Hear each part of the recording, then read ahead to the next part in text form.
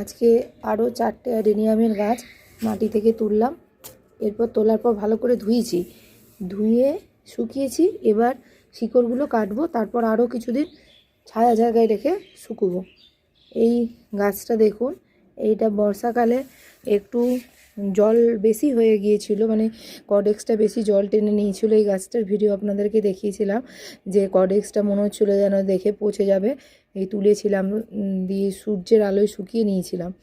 তো তখন বর্ষাকালে যতটা পেরেছি সূর্যের আলোয় শুকিয়েছি, ওইটুকু, ওই ছাড়া আর কিছু করার ছিল না। তো দেখো কডেক্সটা কিন্তু সুন্দর রয়েছে, একটুও ক্ষতি হয়নি কডেক্সের, পুরো যেমন কডেক্স তেমনই। এই গাছগুলো খুব একটা পুরনো নয়, এগুলো রোজি ভ্যারাইটির গাছ।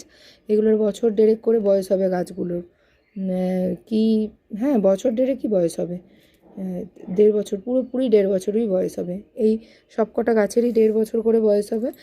আর দেখুন কডেক্সটা কিন্তু কোনো রকম ক্ষতি হয়নি, এইটা শুধু একটু কালো দাগ আছে, কিন্তু এটা পচেও নি।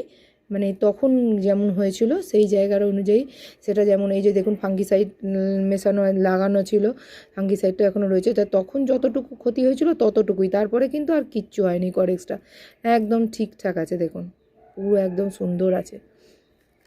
এই যে